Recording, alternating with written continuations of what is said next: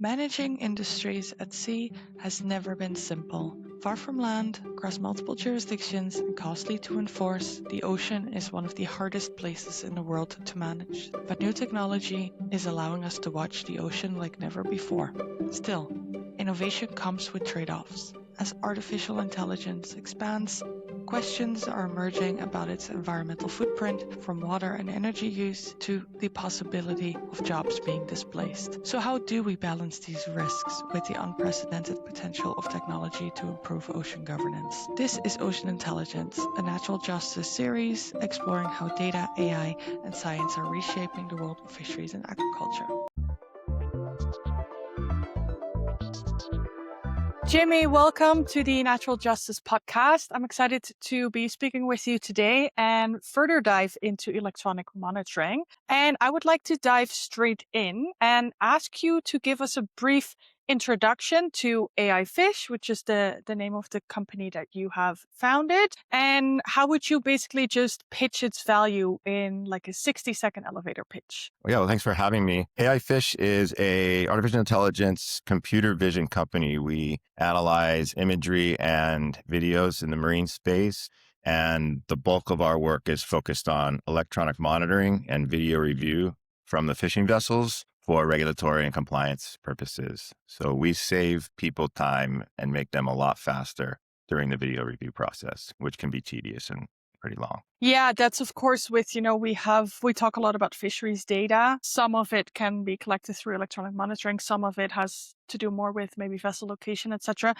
A big part of that also is, you can have huge amounts of data, but how are you actually going to analyze all of that and then translate that into valuable insights? Because not all data is born the same, right? Not all of it is equally of the same quality and of equal value. So I did talk before this episode, I talked about electronic monitoring already a bit. And what I'd like to focus on with you is catch data verification, because that is something where electronic monitoring is showing a lot of potential.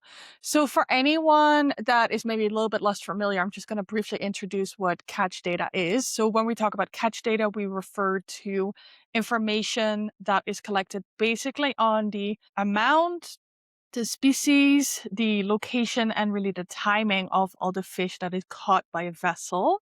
So this type of information is really essential ultimately for responsible fisheries management, because it helps both, the public authorities as well as scientists to really assess the fish stock and understand what is going on and whether the amount that's caught and how, if that's in line with fisheries regulations. And having reliable data really ultimately will help us enable better management decisions, making sure that the amount that's caught, that it's staying within the sustainable limits, basically, and consequently that we're not threatening the health of marine ecosystems. So could you explain with electronic monitoring and with the work you do, how that helps to verify the catch data? Yeah, so electronic monitoring does a lot of what you basically described, pretty much all of it, in a very automated and organized way. So you take a look at previous data and look at a time series of all this data.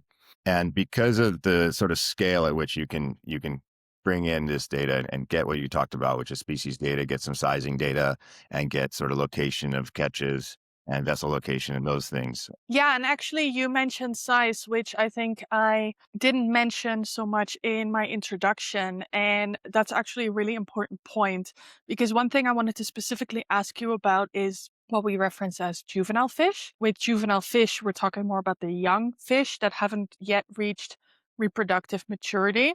So tracking the capture of them, which does happen, is crucial for responsible fisheries, because if you catch too many juveniles, like catching juveniles can really undermine stock recovery, basically, because you're taking fish out of the ocean before they've had a chance to reproduce. So how does that kind of work? Take us through that. How can it help identify the juveniles and then ultimately reduce the capture of them? So specifically in longline fishing, we'll talk about that because we do a lot of work there. We, as mentioned, we can sort of see the species, and get an estimate of the size. And so that's just like an absolute count, not hard, not complex. But what we also do with the guys we're working with here in Hawaii is we're able to get feedback from one of their sets, and as they haul in their fish, we're able to get a good sense of where in the water column they're catching certain fish as far as depth. And that matters because it's sort of one of the few win-win-wins where they rather target the larger fish, especially when we talk about big eye. A larger big eye is 3 to 4 times the price of a smaller big eye, colder water, more fatty meat. And so you want that bigger fish that's 3 to 4 times as big and 3 to 4 times the price. So you get kind of a 15x. And that's what they want. They want our products to do that for them. And of course, for sustainability, it's a big win because you're now discriminately fishing for these more mature fish while passing by the juveniles. So that's been an interesting kind of work that we've been doing. That's been really, really good. Yeah, and I think it's a good example of how sometimes, a improved responsibility of fisheries and a better bottom line can really go hand in hand because catching juveniles, yes, can really undermine the health of stocks and ecosystems, but also it's of course not good for the fishermen themselves because they would rather have the larger, mature, healthy, fatty fish, which of course will generate a much larger profit at the end of the day. And I think that's something sometimes we forget, but we can also be optimistic. I have a similar question about endangered species. We often refer to this in maybe a more complete reference, which is ETP species, so endangered, threatened, and protected species. As with juveniles, it is really important to monitor the catch of ETP species to make sure that you're not harming certain species that are particularly vulnerable and that also may be already threatened or that are just really important for a certain ecosystem. So turtles is a common example, sharks, other marine mammals.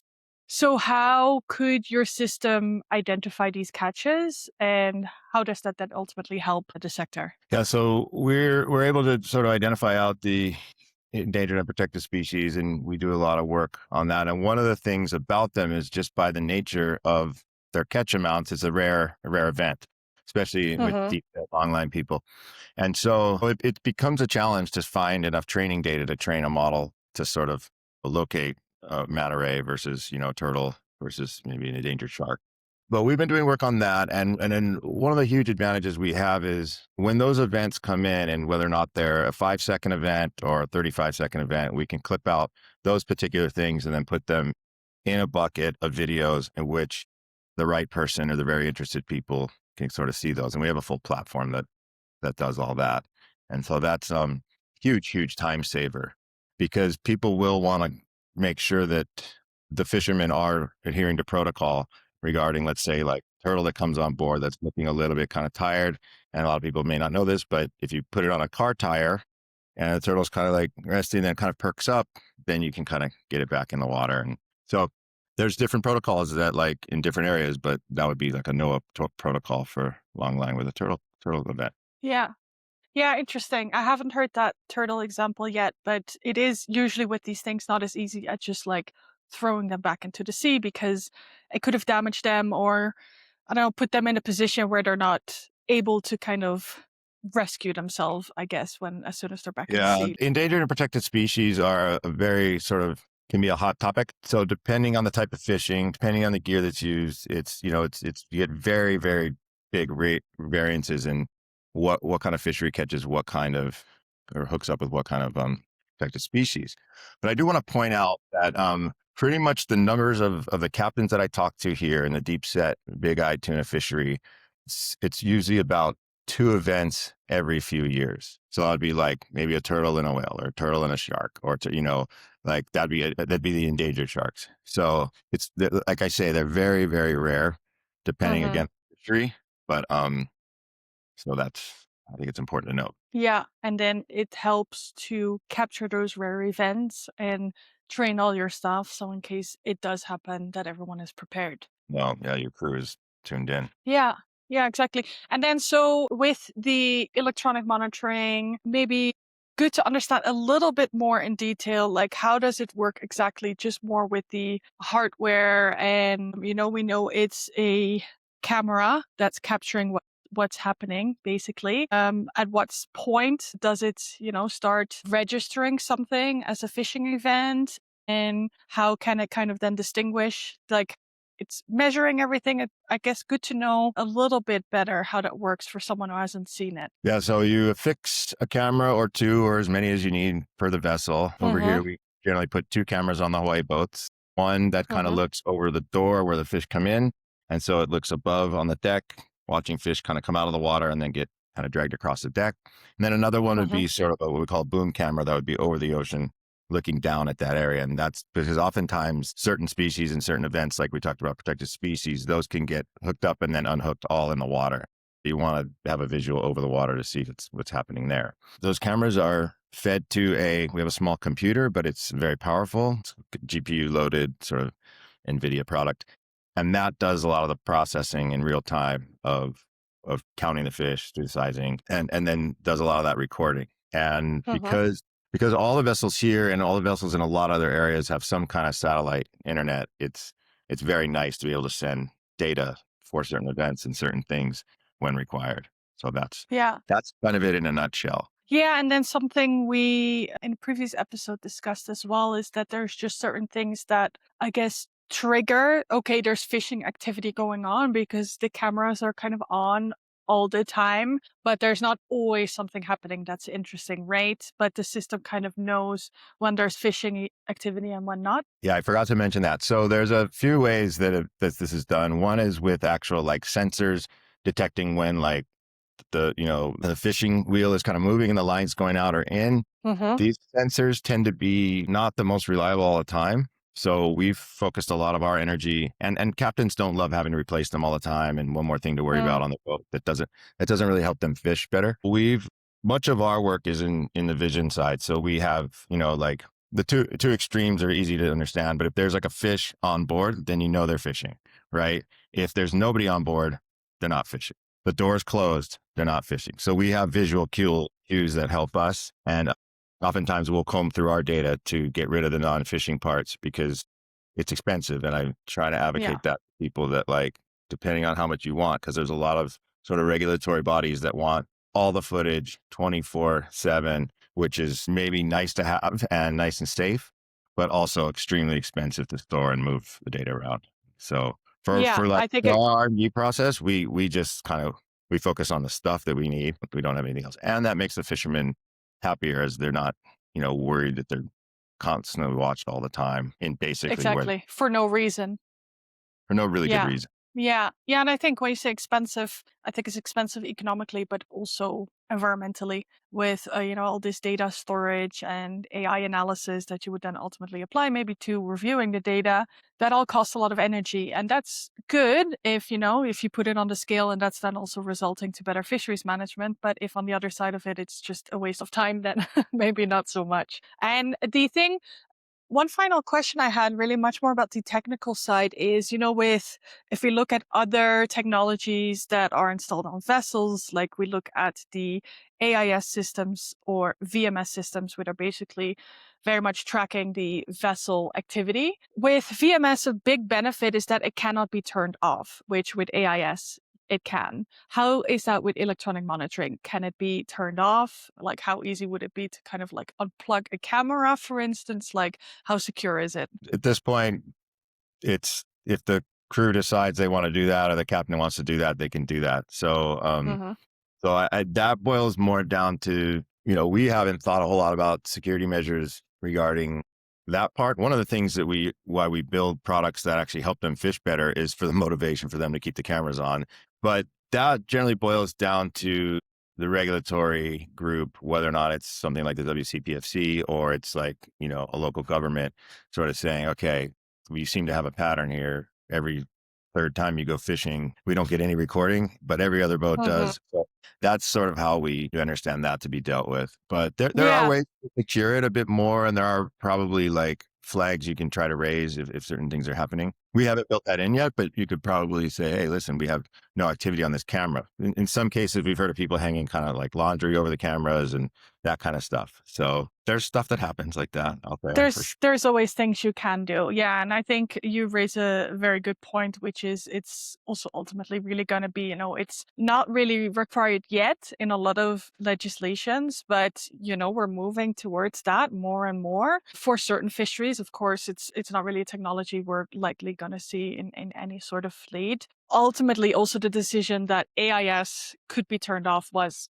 a political decision. It was much more about, okay, because of safety, and we want, we understand that that data may be more publicly available. So we understand that. Where with VMS, which is very much an enforcement tool, just like electronic monitoring, we're going to have to see what the different authorities are going to decide in that context. And the reason why I had a few questions about really much more the technical side of it is because I was talking to a friend who also works in the fisheries space about this the other day. In the European Union, as part of the common fisheries policy, we've had for quite a few years now something we call a landing obligation. So and I'm sure more jurisdictions have this, requiring fishermen to land all catches of at least a commercial species, even if they are maybe juveniles or otherwise unwanted, rather than just discarding them at sea.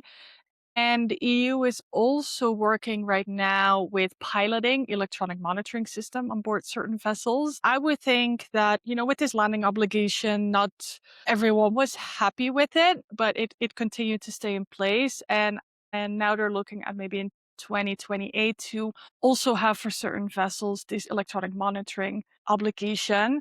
I would think it would be almost impossible to kind of circumvent compliance with the landing obligation because electronic monitoring is so good at verifying the catch data. Would you say that's a correct assumption, or am I maybe simplifying things there? Well, I'd say that's a correct assumption. I mean, a lot of the work we do with the trawl fisheries specifically focus on discards and discarding events, and basically having that. So we're editing straight into, we're bringing the user straight into the area where this discarding is happening, and then we are also counting and trying to get the species level of the discards. Discards matter a lot to a lot of people. Yeah, so it's a very big part of the value really of. Yeah, my understanding is that EU's trying to go full EM for all of their vessels by 2028. That's what Miguel says. So that I think is going to be very, very interesting to see how that gets rolled out in the next couple of years. Yeah, for sure. I mean, the EU is very political sometimes with fisheries decisions. I have mostly heard of it more in the pilot context where they were talking about fisheries targeting specific species and not so much all of them. But yeah, we're gonna have to see how that all develops. You're right about the political things. And one of the things that was sort of surprising when I was over there in Vigo was, at FCAS headquarters was that all the countries want to get together and make a, sort of uniform policies related to the fish that they share. But the enforcement is done by each country individually in their own little zones. And so that's a variation as to how hard or how stringent a country might be relative to the enforcement that they do. So that I thought was kind of interesting. I got some Yeah, things. the EU is a very unique system because you are still talking about sovereign states with their own jurisdictions. But then fisheries is one of the areas that is kind of allocated to Europe as like an institute. And that is considered kind of national law then in the different jurisdictions. But at the same time, you're just not talking about the same country, you're not talking about the same type of fishery. And now with the pilots, like we've had it before, this is when I really just started working in fisheries, that there were pilot programs ongoing for a certain type of fishery that they were mostly doing the piloting in France and in the Netherlands, where they would basically use certain shocks to kind of get the fish that were on the bottom to lift so they wouldn't have to dredge the bottom. Yeah, and that was a very big topic at the time. And then at some point, I don't remember exactly the details, but during the pilot, it just became a very political discussion and I was just kind of thrown out. So I remember when I just started working in fisheries, because this was a very big topic in the Netherlands, people were always like, oh, so what about, they called it pulse fishing, I think. Is that good or bad? I'm like, I don't know. We never finished the pilots. We don't know if it was going to be a good or a bad thing because politics got in the way. So the EU is in the piloting phase, and I think they're going to have to see where we end up there. I don't know about all the details, but yeah, I was just thinking, I was like, okay, this definitely has a can have a very strong correlation with everything the EU was earlier working towards, like with the landing obligation. So a bit of a pivot, but your company is of course called AI Fish. Which of the elements that we have discussed are really made possible with AI? So the counting of the fish, Mm-hmm. the species identification, something we can do. Size estimation with regular cameras can be done on a relative scale. And we're also experimenting with what's called stereo cameras, which have gotten a lot cheaper recently than they used to be, given what they can measure. But we also have a lot of sort of different AI tools, computer vision tools that we use to get a good sense of the size of the fish. And then, keeping track of the location, feeding back the data that happens on the vessels to the interested parties, whether or not they be vessel owner or owner of a fleet of vessels, or, maybe regulatory body might say, yes, we want a full video of a protected species event as soon as we're able to get it. And so that might be something that we send over the satellite internet. So these are all possible now. So these are things that we do with our, we have a software platform, and then we have the AI technology, which is sort of bread and butter that's kind of underneath there. So Great, yeah, because I think like many, I kind of switch from being very optimistic with everything we can do and the scale at which we can do everything with AI, from being absolutely terrified and thinking I'm not going to have a job in 3 years. So yeah. I try to, at least in the context of my work and sustainability, really highlight some potential as well. Of course, we can't predict the future, but if you look at how, the technology is further likely to improve or develop, do you think there's anything's coming that means you can push the efficiencies or really the benefits of electronic monitoring or any other activities you do even further? Yeah. So as we mentioned, the ability to really save reviewer time, the ability to now have over a larger percentage. Like much of the long line fleet in the Pacific is 5% or less coverage. So we know very little about what's happening on the boats if we're assuming that's where we're going to get our data from. So with cameras, you have a much cheaper option and computers to get that kind of coverage and do a lot more filtration. So the scale there is much better than having, human beings on the boat. I also want to point out that those human beings that are on the vessel observers are perfect reviewers. And so they come in so you bring up a good point about people concerned about their jobs, and there is one. My view is that the technology will still need human beings and expert human beings to help it along for a while. So the difficulty of the chaotic environment of the fishing boat, and then the differences from boat to boat to boat and event to event. It's not a simple, we're not counting people at a shopping mall. No, exactly. And pre-programmed systems are necessarily very agile and able to deal with the hectic reality that's maybe going on a fishing I vessel. think going forward, I'd really like to see, as you and I touched upon, stock assessments. And Hmm. I gave a talk in Europe actually, and professor of stock assessments who focuses research on that area said, when you're able to get a critical mass of these computers and these cameras on a critical mass of vessels, it'll change the way our current modeling is done. We're going to have to, tear up our models and start over once we get that data, because we're able to provide the sort of the near real time or real time data, which makes Hmm. their modeling and their approach a lot differently. So that's something that in the future I look at is very exciting to kind of have further insight on what's happening with the oceans related to our stocks, so we can make smart decisions on where we set the quotas. Yeah, because how is it kind of happening now with the footage that's being collected on at least the fisheries that you work in? Like, what's the difference between the reality and when it's captured and when is it going to be reviewed? Depending on who you talk to, Hmm. there is a lag time, and how big that lag time is. And this is not, our area of expertise, but the lag time in which the data they're using related to the stock, right?